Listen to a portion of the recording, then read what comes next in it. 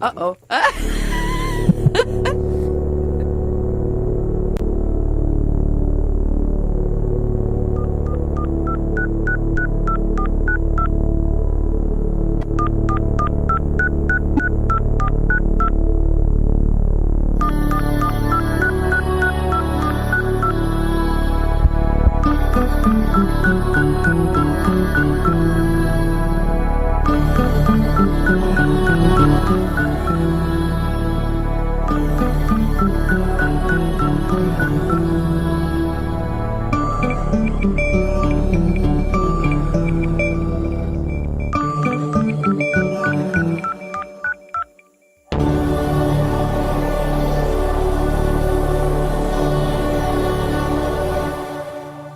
This is Let's Talk, getting to the root causes of the most important issues of the day.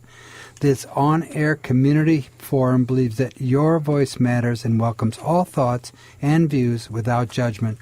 Please join today's conversation by calling 663-8492. That's area code 415-663-8492. Yes. Here we are. There, see, the ritual has been completed. Now we're all calm and we're all centered and we're all feeling as one in the studio because of ritual. And that's what we're talking about today. Do call us, 415-663-8492 or 8317.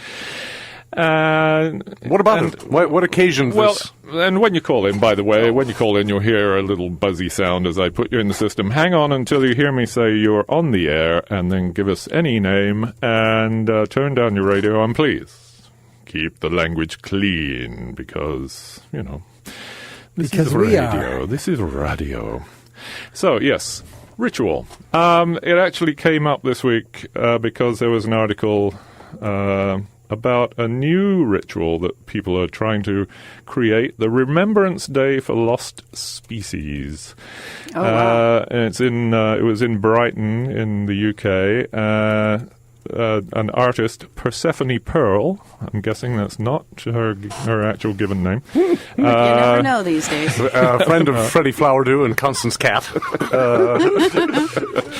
And anyway, they wanted to do a ritual that would honor the passage of creatures most people had never heard of, such as the thylacine that was hunted to extinction in Tasmania. That was the catalyst for this woman wanting to do a remembrance for lost species that we thanks to us, have disappeared.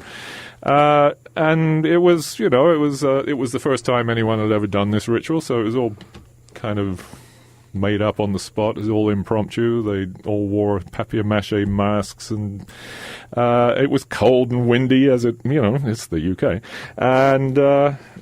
And they made speeches, and the speeches were very sad, and then the woman who wrote this,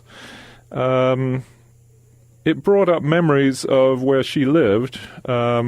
She lives in France, and how a new development had come in right when the birds' nests were full of fledglings. And instead of waiting for the fledglings to hatch out and then come in and demolish the old houses that were there, they just came in and smashed the whole thing. And she had been upset about it, but she felt the anger coming up during this ritual. It brought up the memory of it, and that she should have done something, right? Angry at myself for not doing anything about it. So that's the power of ritual, right? I mean, it brings people together. It brings up. It deals with our emotions. It deals with grief and anger, or trying to bring God down. Trying to invoke God's power. Rituals power. I've been through 2 memorials in the last week. Oh, dear. Weekend to weekend. Yeah. Yeah. And really wonderful opportunities to see the impact that someone you love had on others, to remember the person that you've lost, in the most celebratory ways. The things that really made a difference in your life that impacted you. And it invokes memories of the better times, and his, in your father's case, his impact on other people's lives, and the community that he had around him. Right. It's an important ritual to express grief and to come together with other people who have grief about the situation. It helps ease that, and it helps everyone remember the vitality of someone who's moved on. It can be fun, though. It can be and fun. It's fun. I got to tell you, Todd's memorial, he had mariachis. And by the end of Todd's memorial, I was the bartender, which is a sign of complete disaster. Oh, my God. You may not remember all of the Things details. were out of hand. Things were definitely out of hand. One of our neighbors was passed out in the grass. That was great. Also, Donna's memorial, that was a hoot. Donna's memorial was fabulous, and she, of course, had her own wake while she was still alive. That's because right. she knew that the wake is always such a great thing. What about the film she made where she came out of a casket throwing kisses? Yeah, that was, yep.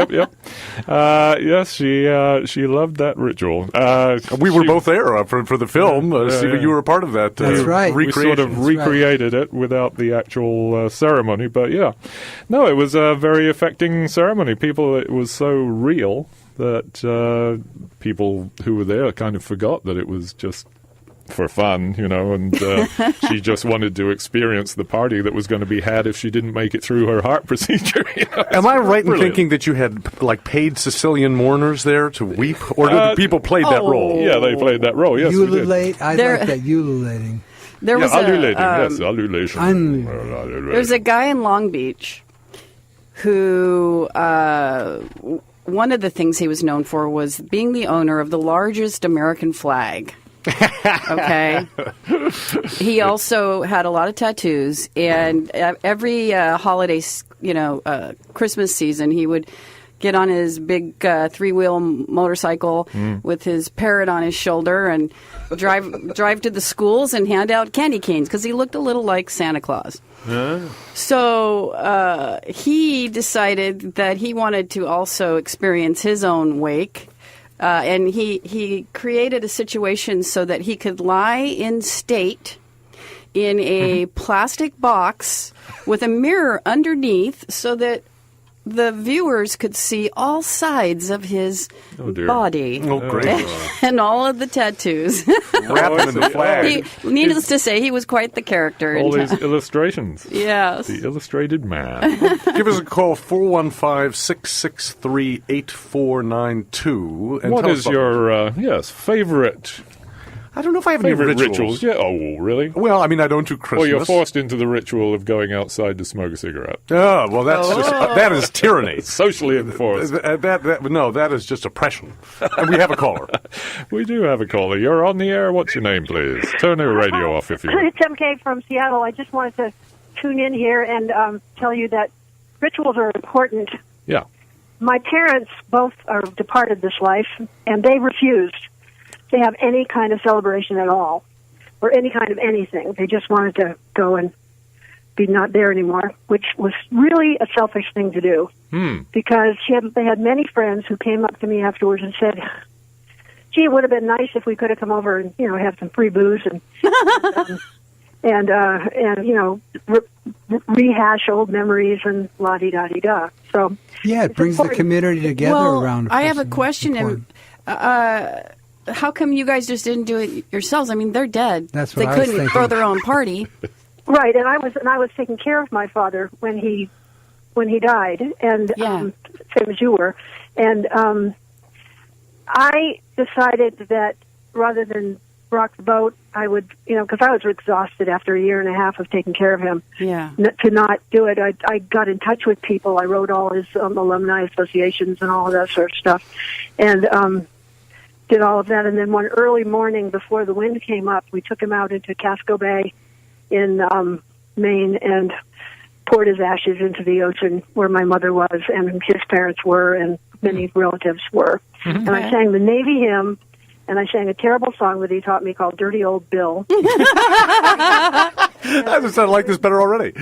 Yeah. So you created a ritual yourself. I created a ritual, and then I caught all kinds of flack from my siblings because they gave me these ashes and said, do whatever you want with them. Aw. Ooh. Yeah, it was, when the last parent dies, sometimes things are not pleasant. Aw. Well, I think this may be particularly true of wasp families, but the Certainly was waspy. I mean it sincerely. Is that there is a How would you know? well, long story.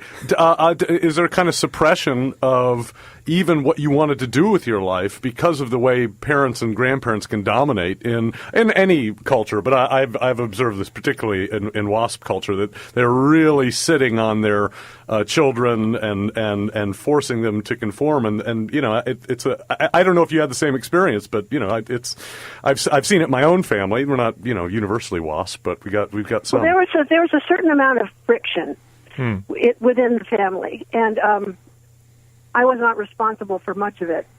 That's not what they tell me. What? That's not what they tell Don't me. listen to him. I never do. Very wise. Charles, I love you dearly. But there was another funny story of a friend of one of these great big old families that live on the coast of Maine in the summertime, and they had their father's ashes, and they were going to dump them in this little Sprague River, which is a tidal river that went up into the salt marshes and then came rushing out as the tide turned, and so they were going to put his ashes in the water as they were going out and wave goodbye and ululate and do all that stuff. And but they talked so much because they were so verbose that the tide turned again. Instead of the ashes going out, they came back in. Oops. Amanda He didn't want to leave. had a good story about her own father's ashes going too, but I'm not going to tell you that. What movie was that where they pour the ashes and the wind comes and they all fly back in his face? Every movie. Face. Yeah. Well, I mean, I'm just saying, I see a lot of people, and this would be true, say, my mother's side of the family, like they didn't even begin to live their lives until their parents died, and then you're in your mid-50s, and then what have you done? I mean, I'm sure other people have observed this. Yeah, I mean, no matter whether you love your parents or have a hard time with them, it's always a feeling of liberation when it's a feeling of you're on your own. It's suddenly. also, I knew that I sat with my dad on the last afternoon of his life, and he was not really with the program. He was on a cruise ship somewhere. He was going in the Navy and, whatever. And I knew that this was the end. And then he died, and I felt like I'd been punched in the stomach. I mean, it's a weird thing that you can't really explain. I was very close with him. I was not close with my mother, but I was very close with my dad. And, there's a hole that fills in gradually, I guess, as time passes, but it's just always there. So did the ritual that you devised yourself, did that fill that hole a little bit? I mean, it helped. Yeah. It helped a lot because I knew he would have laughed his head off. Do you light candles in any way to commemorate his passing? No, I don't. But here in Seattle, there are a number of people who have passed away, and I would rather say died, but passed away, and we light candles on the anniversaries of their births and departures and things like that. My children are much more into, my daughter's much more into that than. Well, I like the Jewish tradition of placing a stone at the grave whenever you visit. Of course, I have one Jewish uncle who they, of course, put in a mausoleum. So I would leave the stone, and then the cleaning crew would come and take it away. And it was, but I like that tradition. What's the meaning behind it? I don't know. I mean, Stephen, you are our Jewish correspondent. Building a cairn. No idea. But it is nice. You've heard of this, though. But Judaism does have a lot of rituals like that. We light the candle burns for 24 hours, and on the eve of someone's death, you light this candle every year, and it flickers into the night. It's a nice ritual. Because the light is wonderful. We had other rituals, like my dad used to read the Christmas Carol to us every year, the Dickens, and the last stave, my little child one where everybody cries, including my dad, was on Christmas Eve, and that was important. I still read it every year, and he's been gone since 1999. So, we find our way. Other rituals you observe throughout the course of the year, MK? I mean, I have a friend in Chicago, Yoni Goldstein, who's been on the show before, who has a radical Seder, where they're more like Iranian atheists at a Seder than there are religious Jews. And we write all of the prayers. Yoni and I write them together, and so the four sons become the four comrades, and we have a lot of fun with it. Neat. Every Seder I've gone to is radical in a sense, except when Donna and Paul showed up. How did that make it less radical? There's always it's got to have a majority of non-Jews at a Seder to make it legitimate. I think it's a case of the one they do in Chicago every year. Although I will say my very sort of religious and very strongly identifies as Jewish neighbor, Marshall Siegel, he goes now every year to this radical Seder. I was like, I can't imagine what he makes of all of the lunacy that he encounters. But he goes, which I think is pretty great. Yeah, we had the ritual of when my father went on vacation in the fall. We always went in September because Maine was better in September. The mosquitoes were gone, greenhead flies, and so on. And the New York tourists are gone. Yeah, the riffraff. Oh yeah. And there was the deal of packing the car, and packing the frozen meatballs and packing all that stuff. Yeah. And one night we decided, my first husband and I were there with my parents. We were going to go. This is pre-children, and we all had a few too many cocktails and decided to go that night rather than wait until the morning and drive in the night and go. And my mother ended up in Cape Cod because she took the wrong road because of her cocktails. But we all survived, and it was funny, and on and on. Oh, well, fabulous. Another ritual, the ritual of drunk driving. It's dangerous. She was a really good drunk driver, though. I got to Yeah, exactly. I mean, kids these days don't learn how to drive drunk. I mean, I think it's a real Do problem. not follow this example. Yes. No, don't.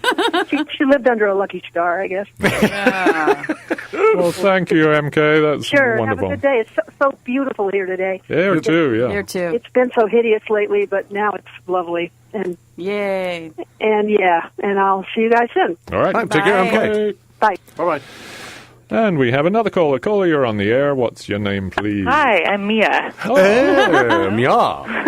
Becoming a regular on your show. Yes. I like this topic. I was just thinking, I was talking to Stephen pre-show, and I was thinking about rituals versus patterns versus traditions, and I think it's really interesting to think about those three. I feel like we all have patterns, and sometimes they're kind of meaningless, and I think what makes a ritual is that it has some meaning to it. And then traditions, I feel like you kind of have to have other people involved for traditions. So I don't know. I was just thinking, personally, I have a lot of rituals, not in a weird way, but just for me, it brings a lot of comfort around food, preparing food, and then getting excited about it, and then certain times of day, it kind of propels me through the day. So I was just thinking about that. That brings me a lot of joy. Well, so when you're preparing food, do you have a ritual around the food? Do you make offerings to someone? It's not anything spiritual. It's more just sort of a comfort or a marker of okay, now I get to cut up the orange in the morning, and I kind of I guess it's a little bit meditative in a certain way, even if it's quick. It's just sort of a marker of okay, it's a new day, and I get to look forward to that at that time of day every day. So sort of just a comfort throughout the day to me. Yeah, well, that's part of the question. Is that ritual? Is that ritualistic? Is it just habitual? Yeah, habitual, and it's a thin line there. It's comforting either way, right? I think one of the characteristics is the intentionality of it. If it's just something you do, it isn't necessarily. But if you do it for a reason, if it's something you're expecting, it's a goal, or you're expecting some kind of behavior from somebody or somewhere, I think, and it might involve magical objects. We have a lot of magical objects. Oh, really? What are we talking about? Crystal skulls. The crystal skull again? The pentacle, the pentagram. Off the air, I just also just rituals around holidays with family, friends, especially again involving food, people who always bring the same thing. And I feel like there is something sort of ritualistic about oh, Nancy's going to bring her chocolate torte, and for me, there's a lot of meaning in that it's kind of the symbol Nancy's still there, we're all still there, it's another year, and to me it seems sort of beyond just food. It's you kind of have that to count on each year. So that's interesting. interesting. Yeah. Yeah, Thank you, Mia. Thanks for calling me. For the show. Thank you. 415-663-8492 to tell us what you think about rituals. Well, I had to go to church. I was an altar boy and a lector. I read in church, when I was a little kid. And but as I often say, my confidence has been permanently undermined by the fact that no priest would molest me. Wasn't I cute? I mean, come on. My self-esteem has never recovered. Is there a We button you forgot push to that you laugh about that, Charles. We forgot to laugh. What? Okay, now really. Come push that on. little button? Which It button? erases what you said for the last 15 Well, seconds. I got to experience a ritual around my father's death, and this was actually on the day that he died. A friend brought a friend over who was a Native American medicine woman, and she led us in a ritual over my father. And I felt like, in a way, it was the last 2 days before he died. It was the first time that we started to talk about that he was going to die. And so somebody else prepared a basket full of anointments for my father that day. And that evening he passed. And so it left me with this feeling like this ritual that we experienced kind of helped him to be able to let go. And so for me, that's what it was about. Yeah, It was for lovely. him, yeah. I don't know. I mean, I'm of two minds. I don't like traditionalism. I don't like the idea of going back into the past. But if, like on Christmas, which like I said, I don't really celebrate, a word we've been explicitly instructed not to use just today, preceded the word Christmas party at Paul and Donna's old place, which was really, really great because, I think for a lot of people, I mean, this is very common, right, that those rituals like of having to go and be with your family or whatever the things you is like panic-inducing. It gives you an anxiety attack to be in the same room with those people in a weird way because we don't live together anymore. So I find is when I go into a room with people that my life has not been with for many years or even decades, is that you go back in time to the place you were with them. that the problems that you have weren't resolved naturally over time. So and that's what makes those kinds of rituals a little Christmas and Thanksgiving and all that. Oh, pulling the turkey out of the oven. Yes. But I was thinking, Keeping my mom off of my dad before she kills him. Okay, go ahead. there we go. I was thinking though, living in such a secular society, haven't we lost a lot of ritual? But it's 500 isn't there a years, hole in our being where exactly. ritual used to be? Well, hence that story of this ritual. We're creating rituals. We were talking about this earlier. That we still need. It came to me today in the car that things like anti-war marches. It's not going to stop the war, but you do it anyway. That's kind of a ritualistic thing that Right. you're joining It's together symbolic. in a cause, and you want something to happen, and you're kind of invoking the gods to make it happen, right? Just by the power of the numbers of people who are involved. We're making rituals ourselves all the time. I think, partly because. As Charles was saying, that we've lost so many, and as you were saying, we've lost so many rituals with the unpopularity of religion. I said it before Charles did. I said it in the car before we were on the air, Steve. Well, dear. Old kids. Hi, you're caller. You're on the air. What's your name, please? Colleen. Karine. Ah, there she is. How are you? Yeah. So, Fred and I was talking about last night, like rituals or stuff that we did as children and stuff, and I mean, we had so many, as kids, but my most current ritual that, as everybody knows, my son passed 4 years ago, and on his birthday, and the day he passed, this is July 8th, my daughter and I, we go into the place that he worked, and, we sit at the bar, and we, have the drinks that he was famous for, and she usually has the hamburger that he always recommended and stuff. And then the bartender, they know the whole thing because his pictures hang on the wall. She gets out Fernet, And we were just in there here, March 26th, my daughter, and we were kind of ready. Oh, we haven't had the Fernet, because that was my son's, one of his favorite things to drink. So as we were kind of saying, oh, we got to have the Fernet, the bartender already, she said, oh, I'm one step ahead of you, I already have it. So we all had like a quick little shot of that. And this kind of a tradition that we do now. We've been doing it for 4 years. Yeah. And it really helps a lot, just the whole...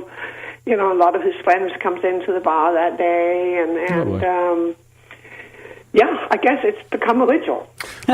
Sweet. With Danish society, when you were growing up, and we think of Scandinavians as being very secular, or being very sort of modern, but was your life growing up in Denmark filled with lots of different rituals? Oh, yeah. For example, like Christmas Eve, we were not particularly religious, but we always we put the meat in the oven. It was usually a goose in the oven, and then we went to church at 4 o'clock, you know. And the meal was home cooking by itself, and then we would sit there and you know, go. And that was kind of a ritual of doing that, to kind of get into the Christmas spirit, even though we were not particularly religious, but it was something we always did, you know. And then, you know, I was telling Fred last night, and then like on Christmas Day, because we celebrate Christmas Eve, Christmas Day, we always went to my aunt's house, and we always had, it was kind of like a Canadian bacon type thing with creamed kale and little sweet potatoes and kind of sugar potatoes.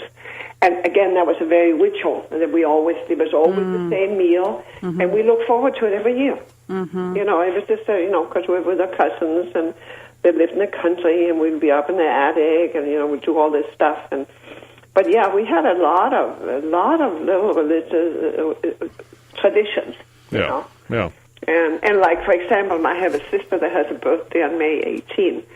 And come hell and high water, even if it was still cold, we always had our summer dresses up on her birthday. You know, I mean, it could be really cold, but May 18, you know, it's summer. It's summertime. It's time for summer clothes. You know. All right.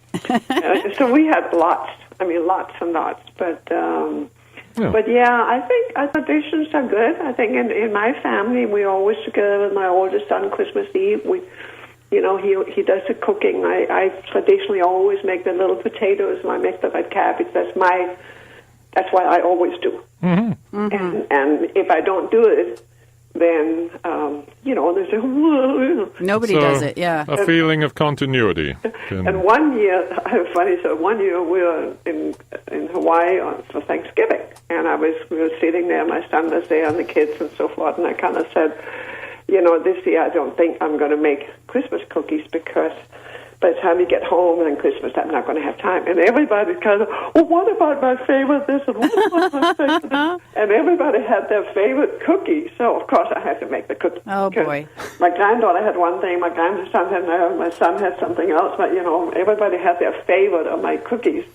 So I had to go and make cookies. Oh, boy. I like cookies as part of any ritual. Yeah, our cookie ritual was, you know, baking, you know, either sugar cookies or gingerbread cookies, cutting out all the shapes. And then I got to invite some friends over, and we had all different colors of icing, and we'd just sit there and sort of paint the cookies, decorate well, the that cookies. does seem painting cookies now. That seems very ritualistic. Well, and Easter eggs. We did both cookies at Christmas and Easter eggs. Or making them. Valentines. Painting them. Yeah, we did that. Another thing that we did, actually, I just thought about now when you talk about that, we had an aunt in Denmark, and she would invite us over prior to Christmas, and we'd make marzipan candy. And then she would serve, traditionally, she would serve then roasted chestnuts. Mm-hmm. And, of course, as we got a little bit older, then we would get a glass of red wine, you know, even quite young. This is shaping up. Yeah. This should be a weekly ritual. So what do you do? Do we have any marzipan and red wine at your house now, Corrine? I just wondered. So, I do have some red wine. I do have some marzipan in the refrigerator, yeah. We'll be right over. Danish ritual in Marshall. so is it when does tradition become ritual? Ah, well. Yeah, but I think it's really important, especially in today's world. I was just reading an article in Time magazine about how everybody's hooked onto their phones and all this stuff and computers, but to really still have those old traditions, because I think the young people, they have lost so much of that being together, the family unit. They're off doing their own thing, and they're always, I mean, Jesus Christ, you go to a restaurant and you see people sitting there with their phones, not talking to each other, they're just texting back and forth. Right. Yeah, we really need opportunity to connect. Itself, isn't it? Oh, dear. But this is the way to turning on of the phone. I think it's more of an addiction. Let me just do a station break. This is KWMR 90.5 Point Reyes Station, 89.9 Bolinas, 92.3 San Geronimo Valley. KWMR is supported by our listener members and by Sage Renewables in Inverness Park and San Rafael, providing renewable energy consultation for public agencies and businesses throughout California. More information online at sagerenew.com. That's sagerenew.com. And we're also underwritten by Toby's Feed Barn on Main Street in Point Reyes Station, offering hay and feed, garden supplies, gifts, fresh bread and produce, and fine art in Toby's Gallery. Toby's is home to the community garden, Toby's Coffee Bar, Yoga Toast Studio, and the Saturday Farmers Market during the summer. Thank you to our underwriters. This is Let's Talk. We've got Stephen and Shelley and Charles and Paul, and Karin is on the phone.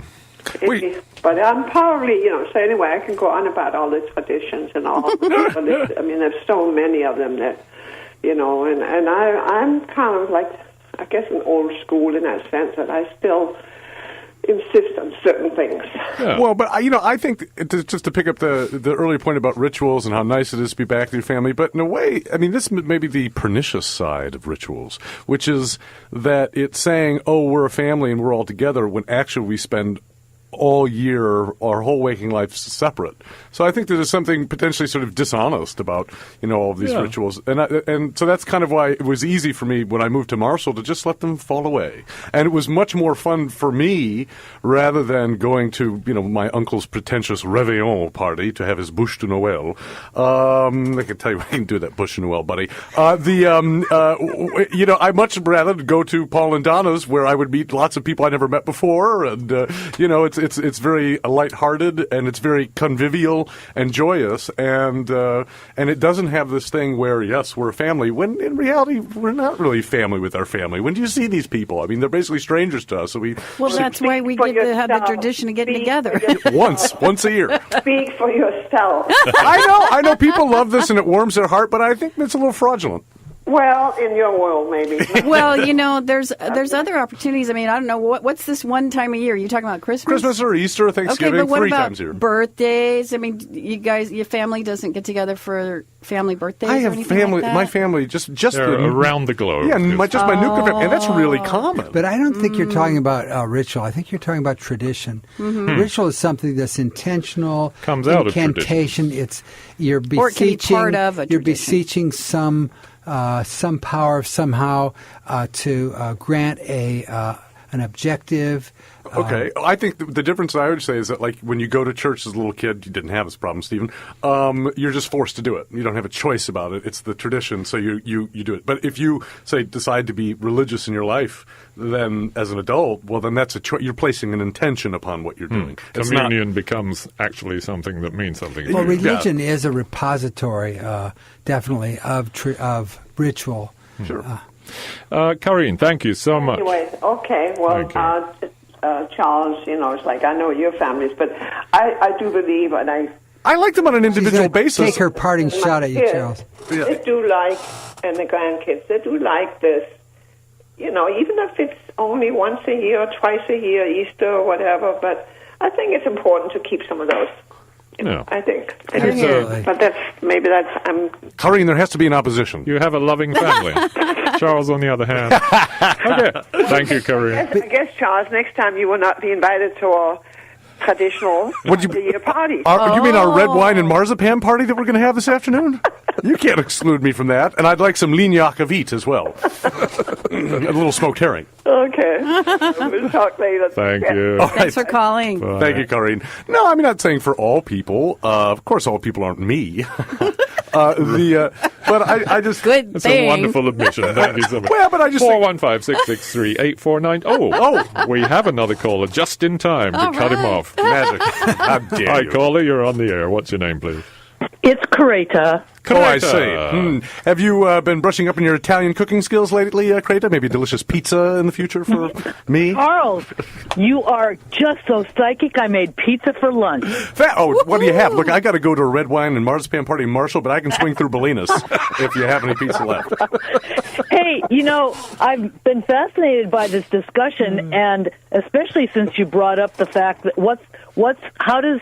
how does ritual become tradition, and why does that happen? My ritual is to always put salt on before pepper.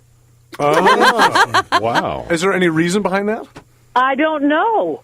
I do the same thing. But that might be one of the reason sometimes is alluding. That might be a characteristic of ritual. Well, no, I think to me it's very obvious. Salt is plentiful. Pepper traditionally was very expensive.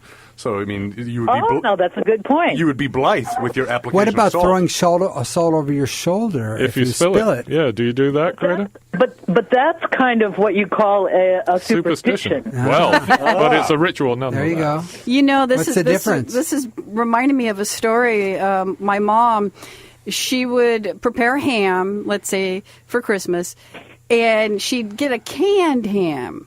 Ham in a can, okay? Ham in a can. And she'd take the ham out of the can, and then she would trim the ends off of the ham before she put it in the oven. And one year, somebody asked her, "Why are you cutting the ends off of the ham?" And she said, "Well, because my mother always did it." On the real So ham. we went to Mom and we said, her mom was my grandma, "Why did you cut the ends off the ham?" And she said, "So it would fit in my pan." Yeah. So my mom had no reason to do it other than she saw her mom do it. And you don't know this. I'll give you a worse example. When I was a little boy, my mother's friend came, and me and my little sister, she's older than me, but we were both little at the time, she planted a pink jelly bean in the backyard and showed us this, and a watermelon came up in its spot. Until I was really way too old to still believe in this, I'd be like 13 or 14, people were talking about like watermelon. I'd be like, they come from pink jelly beans. I was in my head. I couldn't say it out loud, but I sort of believed it for years after this event. But I have a Niels Bohr story. This is for Karine because she was upset with me. Niels Bohr, the famous Danish physicist, at his summer house, he had a horseshoe above his barn, and some of his physicist friends said, "You don't believe in superstition. Why do you have this horseshoe there?" His reply was that the villagers told him it works whether you believe in it or not. And they do. It does, actually. I think a lot of people deal with religion that way, too. It's like, well, it can't hurt. Yeah, right. At Well, least, Pascal's you wager. never know. Yeah. It might help in the end. Anyway, Creta. I have to agree with Charles in one respect, and that is He's a fabulous I also man. gave up my family recently because it had been tradition. We promised each other when my parents died we'd see each other more. But why? They're not my friends, We don't get on we don't see eye to eye. We don't do things together as a family we did then, but that, we've moved on. Interesting. I understand Karine's point, but I more agree with Charles. You see? Well, I guess it depends, on your experience. Well, the thing is that to me, you are, in the place that you're in with the people that you're around, and so to me, it's much more natural. I had Christmas lunch one year with Vicky and Willie, and I would go to Donna and Paul's party. And those are the people in my world. Those are the people I see every day. I'd have Thanksgiving. We'd have enchiladas. Me and Paul Elmore would have enchiladas for Thanksgiving. We just every love year. your. I think it shifts, when if you became a dad, that might shift that whole thing. Well, I would just Maybe. say that again, we need to understand the importance of place. How do you know he isn't a dad? How do you know it? Well, they say I'm from Flint, Michigan. The population never changes every time a child's born. A grown man leaves town, and here I am. Is that a tradition? Is that a tradition? Yeah. Yes. But I just wanted to say about this family thing. My wife always says that you have to work at the family. It just doesn't come naturally. But if you don't live around them, how do you work on it? I mean, that's my point. You don't live around yours. This is okay. But where? Okay. Other people do. In one respect or another, that's why we have phones, internet, Right. whatever. But I don't think that simulation really is satisfactory. But, Greta, for example, how many of your relatives live in Bolinas or West Marin? None. Oh, there we go. And you, Stephen, how many of your relatives? See, two My over wife- here. Oh, Shelley has line two. two. Children. Line 2. We have another caller. I missed the question. Great, I'm sorry. Stephen is surrounded by family and Surrounded.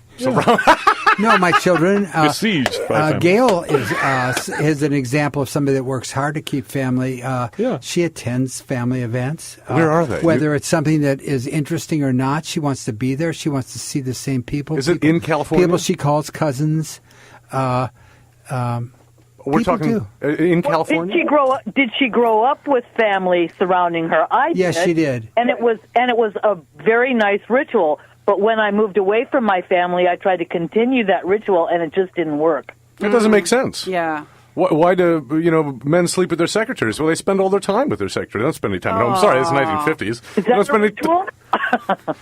Yeah, that's not That's an old-fashioned example, but I'm just saying, who do you spend time with? Where are you at? Oh, we have another We caller. do have another caller. Okay, bye-bye. Thank you, Bye. Greta. Thanks for calling. I'll be down for the pizza. Caller, you're on the air. What's your name, please? I offer a locksmith service for people trying to keep Charles out of their homes from marauding their pantry. They're marzipan. What did I do? Marzipan, wine, Marzipan pizza. raid. And pizza raid. I'm on my way to Kratos to have lunch with her and install new locks.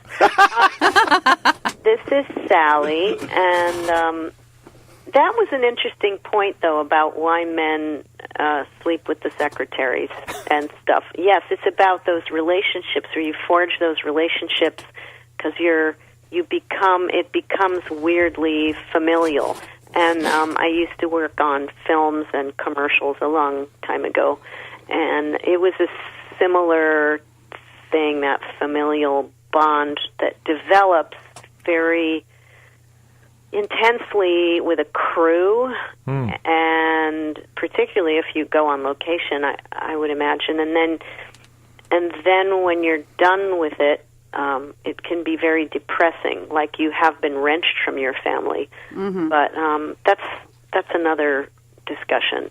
I don't know what it's about, but family, I guess, family. But ritual is sort of like a glue and has a familial framework to it. I mean, it can be very singular, like ritual that's very spiritual between one person and one's departed, or a person and then their god or goddess or Buddha, whatever. But it's a varied thing, and I was thinking about this. Because I have, I don't have it now because I moved, but I had a series of shelves in my house with pictures of all my departed, and that shelving was just getting really full with pictures.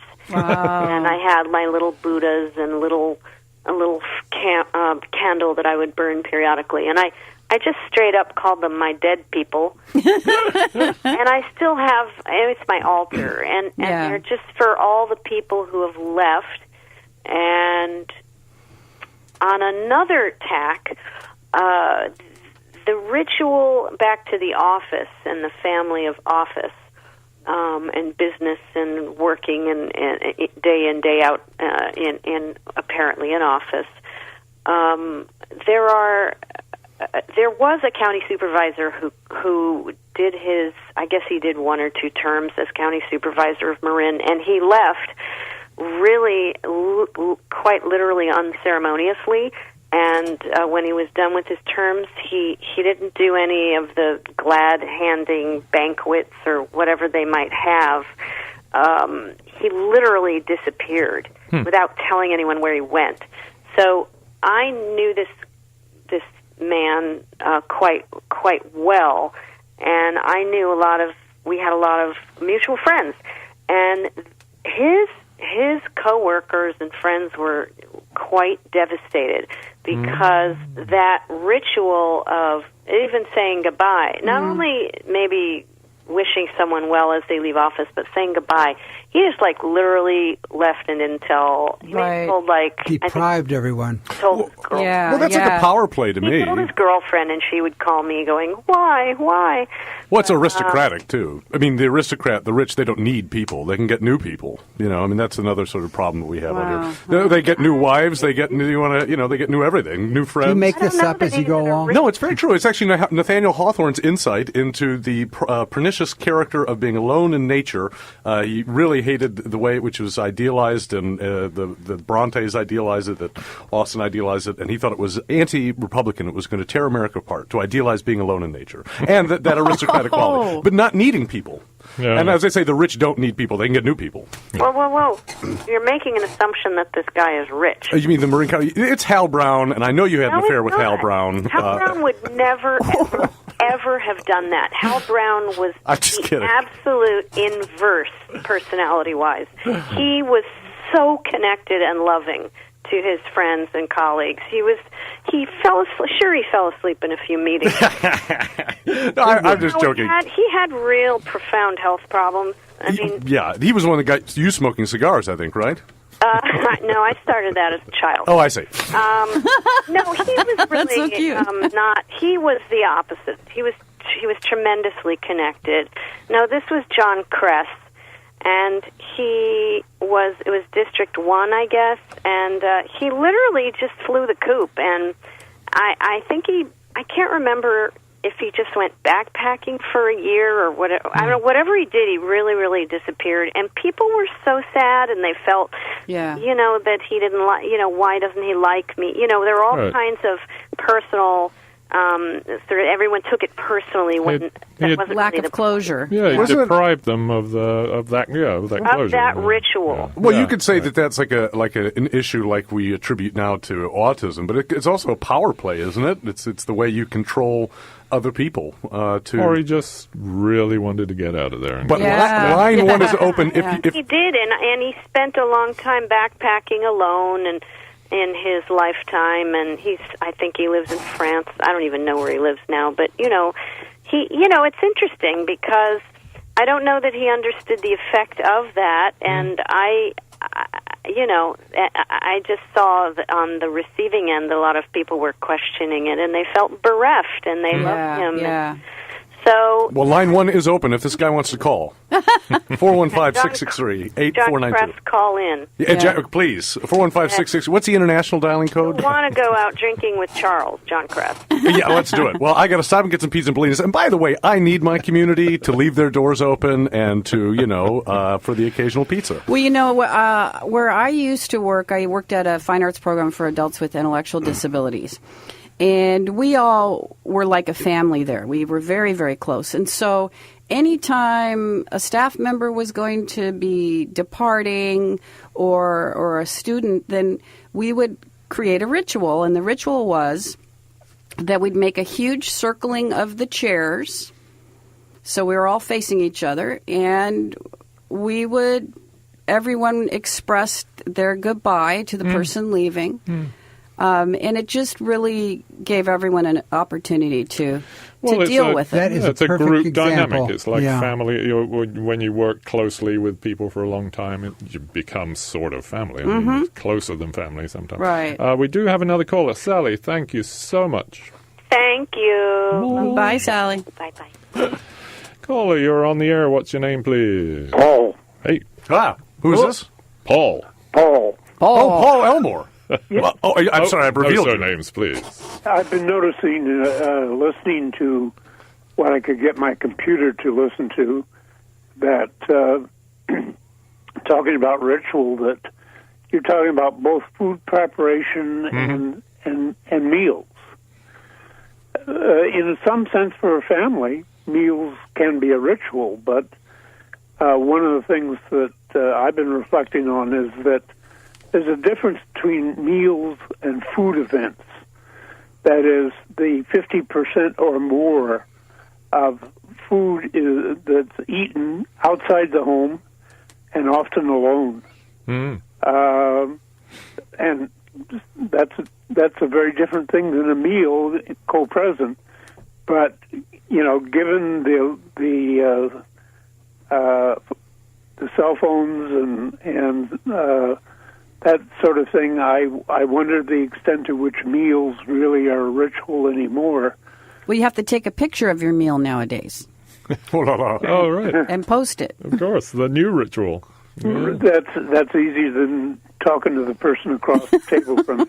Yes, exactly. Some people are developing a new ritual of putting their cell phones away during meals. Yeah, I would just say that there's no necessary content to ritual. I see people get together in groups and discuss nothing and connect over nothing. It's just it's group loneliness. It's got to be with other people, co-present. That's the difference between a meal and a food event. Yeah, Fair enough. True enough. Any other reflections on ritual? That oftentimes people get very upset when their ritual is broken. Think about the uproar over the National Anthem and the NFL, the People kneeling. people kneeling. How dare they? Mm-hmm. Yeah. And years before at the Olympic ceremonies, the upraised fish. Fist, yeah, right. I believe that was in Mexico City. Yeah, 72. And then there was an article today in the Washington Post 68. about the Tennessee National Guard re-upping of a, I'm not sure what master sergeant term, and she's taking her oath with a glove puppet. And Good Lord. and she was she was dismissed for the ritual. Yeah, she was dismissed for undermining the ritual, as was the colonel who was officiating. So, Oh, no. I don't know. That's how. These oath rituals. That's a odd thing, isn't it? A very strange thing. And actually technically blasphemous. In the Bible, only God swears oaths. In the Old and New Testament, men never swear them. Yes, if you swear an oath, you're defying or you're blaspheming. Well, rituals need to be You think you're God, huh? repeated, though. Well, thank you, Plenty of Paul. repetition. I'll end my contribution with an oath. Yeah. Darn it. What? What? I missed it. I will figure out what that is, and we'll put it in our And Let's then- Talk newsletter that goes out 3 times a week. And then there's rites of passage. Perhaps that's another show. Do I we just have? think What rites of passage do we have in, for example, the USA now? Still bar and bat mitzvahs. Still Confirmation, they call it in communion, Catholicism. confirmation. Quinceañera. Some people, the rites of right. passages, take their son out hunting. Sure. Yes. Sure. Or graduating from this. Actually, when I Driver's graduated, license. when I quote graduated from 8th grade, my uncle gave me a book called The Uses of Ineptitude, Hey, which we're he thought messing might hold around. me in good stead. And if I'm honest, it has. My favorite uncle. Steve. We're using up all our good stuff. Using up all our We're material. blowing it here. The uses of ineptitude is a gift that keeps on giving, I must say. But 415-663-8492. I think we still have We time have a for couple one of more. minutes. Yes. Do you have a final thought? Well, Yes, one final thought, Judaism has a lot of rituals, as every religion does. But one of the beautiful ones is on Friday nights, beginning the Sabbath, you say a prayer over candles at sundown. And the thought of the sundown traveling around the world and people lighting these candles at sundown, and in a sense, this is... this is moving around the world. So it brings everyone together. And this in that act. particular prayer, which, I don't think it's too common, invokes the Shekinah. What which is the Shekinah? Shekinah is the feminine aspect of God. Oh, I met her. Yeah, Shekinah. Lives in Yes. Olima. Yeah, Olima Shekinah. Don't make fun So of you're in the Shekinah. bikini. No, which is very rare, though. How often is the feminine aspect of God invoked? Right. In West Marin. Every 4 minutes, it's $10. It's $10 a time. But but tell me more about the Shekinah. I'm No, sorry. that's it. But in a formal religious setting, yes, absolutely. Yeah. No, I had the honor of attending a bar mitzvah. Yeah, I think it was a bar mitzvah once, and we were very impressed by the whole thing, the whole idea that this young man, 13, is becoming an adult. That Today I am a and man. He has to do certain things. He has to speak in public, which of course is everyone's fear. And the importance of ritual. Well, what does it actually mean in the end? I mean, is he going to get married at 13? He could. He's a man now. Well, but I mean, they get really absurd. Speaking of marriage, he can join what they call a minyan after that, which are 10 men saying prayers, for example, at the death of a person. Yeah. Huh. And it's a group that you do it collectively. Yes, that's right. Did you ever do that? No, I didn't. Is it too late? No, it's never too late. Oh, that's what they say. Did you have a bar mitzvah? Maybe it's I another. did not. Maybe Well, it's never too late for that show. either. You didn't have a bar mitzvah. No, I had something called a confirmation. That's what Reformed Jews. From a long line of rabbis. I'm the last. You're right. I'm the Dear, last, by dear. the way. We're having a bar mitzvah at Stevens. Okay, first it's pizza at Kratos, then red wine and marzipan at Karin's, and then we move up to Marshall Petaluma Road. Bar mitzvah. And it's bar mitzvah at Stevens. Excellent. This evening. Thank you, everybody. Thank you all here. Thank you to all our callers and listeners. And we would just like to say that KWMR does not take a stand on any of the issues discussed by Charles. Because they're sissies. Opinions expressed on this program are those of the hosts and callers and don't necessarily reflect the views of KWMR, its board of directors, underwriters, or members. Thank you, everybody. See you next week. Off to senior lunch.